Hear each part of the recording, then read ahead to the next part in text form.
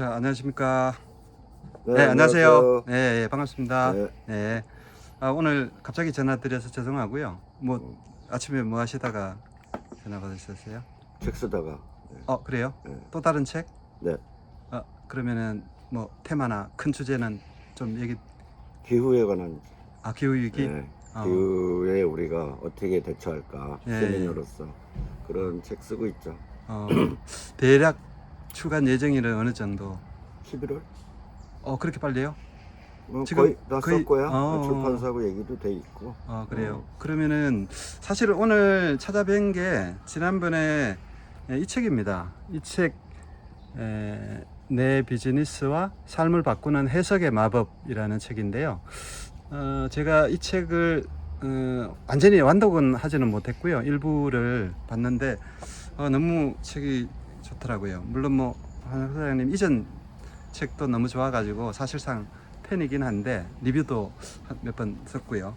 근데 이 책은 사실 좀 개인적으로는 표지가 그렇게 썩 마음에 들진 않아요. 왜냐면은 내용이 조금 인문학적인 내용을 많이 담고 있는데 좀 실용성 아닌가 이렇게 사람들이 조금 오해할 수도 있지 않을까.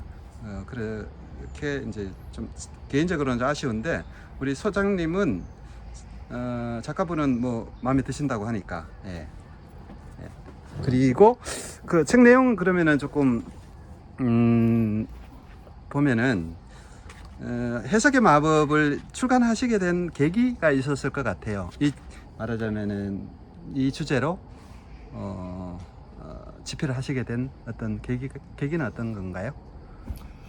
뭐 몇 가지 계기가 있는데요. 가장 결정적으로 책을 제가 쓰겠다고 한 거는 글쎄요, 여기 뭐 정치색들이 어떨지 모르겠는데 네. 작년 말하고 올 초에 우리나라를 뒤흔든 비상계엄이 있었잖아요. 네. 근데 수많은 팩트들이 발생을 했는데 자기가 이념이 좌냐 네. 우냐에 따라서 똑같은 팩트를 읽는 해석이 너무 다른 거예요. 네. 그래서 해석이 정말 중요하구나. 우리는 뭐 뉴스에서는 팩트 체크 그래서 뭐 팩트를 중시한다고는 하지만 네. 사실 사람들의 뇌는 어떤 팩트를 해석하는 또 다른 이 렌즈가 있기 때문에 해석이 얼마나 이 삶하고 그다음에 또 우리가 세상을 보는 눈하고 또 비즈니스까지 제가 또 비즈니스 오래 했으니까 큰 영향을 미치겠다 싶어서 이제 집필을 하게 된 거죠. 네. 그러니까 뭐 이런 얘기하고 조금 통할까 모르겠는데 보통 프레임 전쟁이라고 해가지고 그 얘기죠. 어떤 순간부터 본질을 호도하는 경우가 정치권이든 너무 많은 것 같아요. 아마 그런 부분을 지적해 주신 것 같은데요. 그렇습니다. 뭐 흔히 말하는 프레임도 있고 네. 맥락 사고 뭐 이런 것도 있고 예. 여러 가지 있죠. 그러면은 여기 나온 김에 맥락 사고라고 하신 부분을 조금 소개를 해주신다면은요. 제가 책 중에 제목을 컨텍스트 이즈 킹콩이라고 조금 섹시하게 제목을 뽑은 게 있는데 사실 그거는 2년 전에 저 동남아에 있는 어떤 외국인 그 마케터가 한국에 와서 우리 세계 광고대에서 강의를 할 때 텍스트 이즈 킹 거기까지는 되잖아요. 근데 컨텍스트 이즈 킹콩 이런 거예요. 그래서 사람들이 박장대소를 하면서 완전히 공감을 표했는데 그게 저도 인상적이어서 했습니다. 그러니까 컨텍스트는 말하자면 이제 그 맥락이잖아요. 맥락이죠. 제가 예전에 황당한 그 페북을 한번 본 적이 있어요. 어떤 사람이 올린 건데 그때가 이제 우크라이나 전쟁이 일어나고 막 코로나 때고 막 그럴 때거든요. 한국이 북한보다 무역 수지가 적자 폭이 훨씬 크다는 거야. 그래서 한국 뭐 하고 있냐, 뭐 이런 식으로 지금 한국 망하고 있다라는 식으로 내용을 썼어요. 그땐 거기 막 댓글이 달리고 한국 큰일 났다 막 이러는 거예요. 근데 이럴 때 어떻게 해야 돼요? 팩트를 봐야 되잖아요. 그래서 그 팩트를 제가 찾아봤어요. 그때 도표가 나오는데 단순히 무역 수지만으로 볼 때 맞아요. 그 북한이 거기 무역 규모가 작잖아요. 그러니까 적자가 별로 없는 거예요. 다른 수입을 안 하잖아. 그렇지. 근데 우리보다 더 아래에 있던 나라가 어딘지 아십니까? 미국.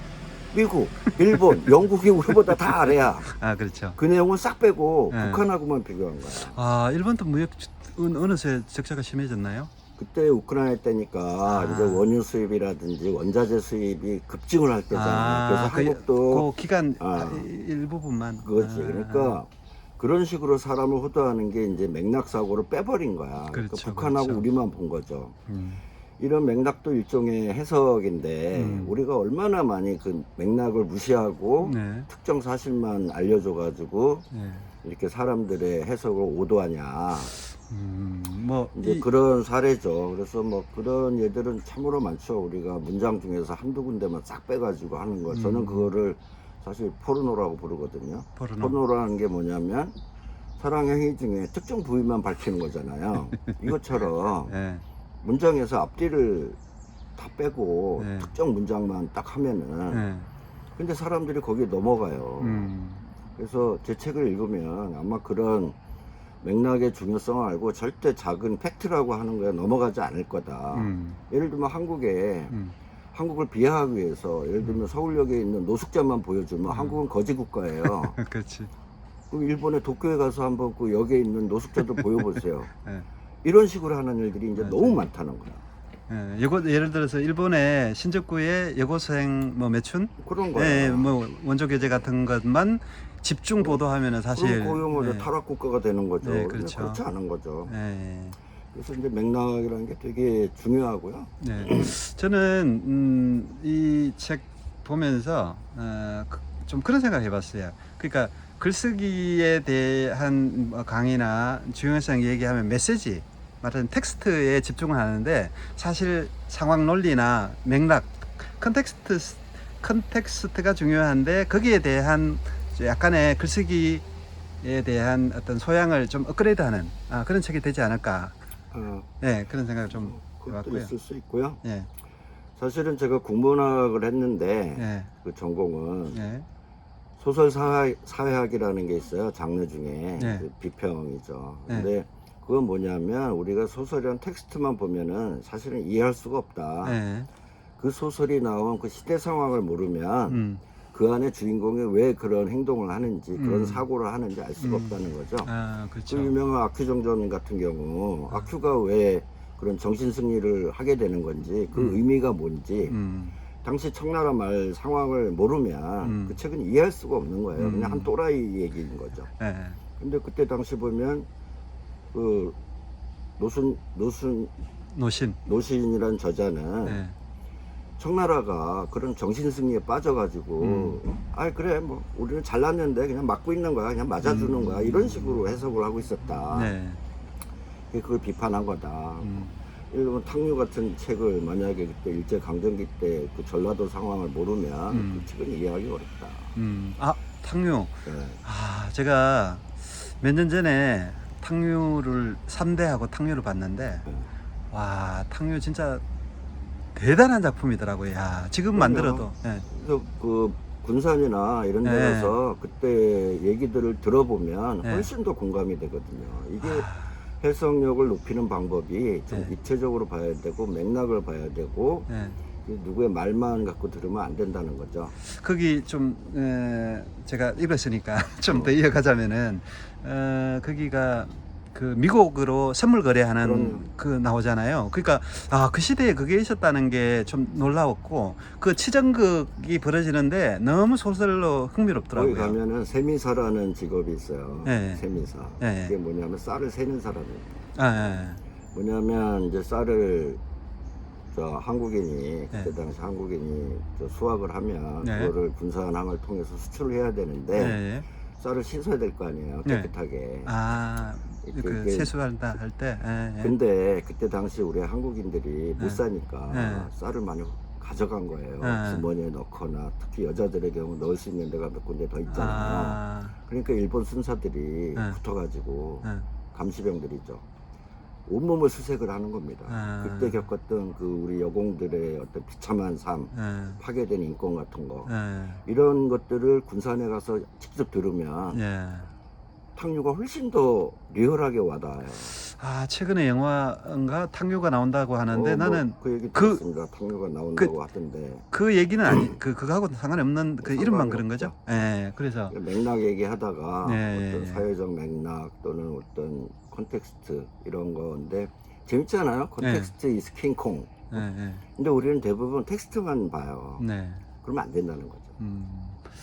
그래서 아까 이제 소설 사회학이라는 것도 저는 오늘 처음 들었는데 너무 그러니까 그 말하자면 맥락을 살펴야 된다는 거. 왜냐하면 소설 속에 이걸 단순히 뭐 지금의 기준으로 그 쓰여진 그 시대의 등장인물들을 비판한다거나 이렇게 하는 건 진짜 문학을 읽는 기본 자세가 안 돼 있는 건데 좀 그런 사람들이 많더라고요. 그러니까 이를테면 이제 그 시대의 어떤 사회적인 어떤 뭐 시선이나 여성에 대한 뭐라고 해야 되나요? 지금으로 가면 성인지 감수성이 너무 부족한 그런 그렇죠. 것도 많이 있고, 예. 그리고 여기 제가 개인적으로 우연한 마주침, 오늘 또 뭐 사실 내비게이션이 과천으로 이렇게 찍어줘서 연락을 드리고 또 마침 집에 계셔가지고 만나게 됐는데 우연한 마주침 그 세렌디피티라는 거에 대한 되게 공감하는데 이게 어떤 내용인지 그래. 세렌디피티는 이제 보통 뭐 우연한 발견, 예. 뭐 또는 우연한 발명 이런 뜻으로 쓰이잖아요. 네. 근데 우연이란 말을 잘 해석을 해야 돼요. 준비되어 네. 있지 않는 사람한테 음, 우연한 만남은 그냥 우연한 거예요. 지나가 버립니다. 세렌디피티의 그 말은 원래 그 스리랑카의 옛날 말이고요. 네. 그러니까 스리랑카 어떤 새 왕자에 얽힌 이야기인데 예. 내용은 보면 되게 재밌어요. 근데 제가 그 뭐 일화를 들려주려는 건 아니고 예. 예를 들어서 비아그라가 있단 말이에요. 음. 비아그라 얘기들 많이 아시겠지만 비아그라가 원래는 그 혈관의 그 순환계통에 쓰이려고 하는 전문 약이었어요. 네, 개발이. 그렇죠. 예. 근데 그 연구실에서 개발을 하는데 자꾸 약이 없어지는 거예요. 네. 연구 단계인데.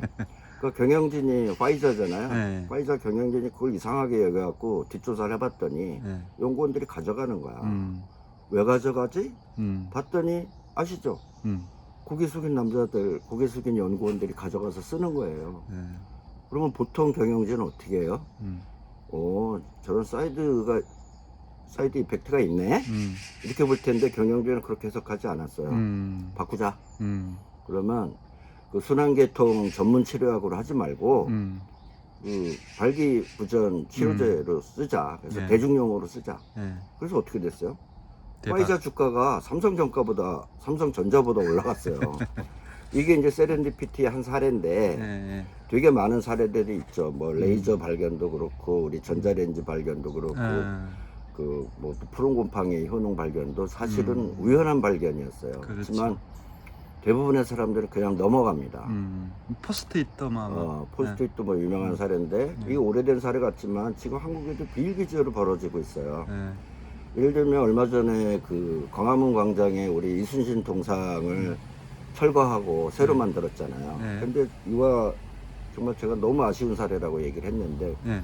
자, 이순신 동상에서 철거한 그 쇠와 돌 다 어디로 갔습니까? 버렸어요. 이 사람들이 볼 땐 쓰레기로 보이는 거예요, 그게. 근데 비슷한 예가 있었습니다. 그러니까 미국에서 자유의 여신상이 이제 거의 100주년 정도 되니까 많이 녹슬고 그래서 부분으로 그 보수 작업을 했거든요. 예. 그때 이제 철거를 하고 어떤 그 시멘트 같은 게 엄청나게 부수물로 나온 거죠. 예. 뉴욕시는 그거 버리려고 했어요. 근데 유대인 한 청년이 그걸 자기가 사겠다. 그거 어마어마하게 싸게 산 거죠. 그리고 어떻게 썼을까요? 그 청년은 떼부자가 되거든요. 뭐냐면 그 철골 하고 이거를 작게 만들어 큐빅으로 만든 거예요. 그래갖고 반지, 목걸이 이런 데다가 그걸 넣어서 미국인의 자유를 소장하십시오 라고 했어요. 그래서 작은 거는 1달러, 조금 큰 건 5달러에 팔았어요. 떼부자가 된 거죠. 그러니까 누군가에게는 쓰레기가 이 사람한테는 보물로 보이는 거예요. 그런 측면에서는 이 제목이 참 적절하네요. 말하자면 그렇죠. 이게 사업적으로 말하자면 관점의 전환, 해석을 다르게 하면은 말하자면 엄청난 돈을 벌고 그럼요. 자신의 어떤 삶을 바꾸는 얘기도 여기 조금 들어가 있더라고요. 그 요즘 이제 보이스피싱. 네, 보이스피싱 사건이 있는데 그 얘기도 좀 해주시죠. 사건이 많은데 네. 제 주변에 친구들 들어보면 잠깐만요. 우리 이 영상이 15분 넘으면은 이게 조금 안 돼가지고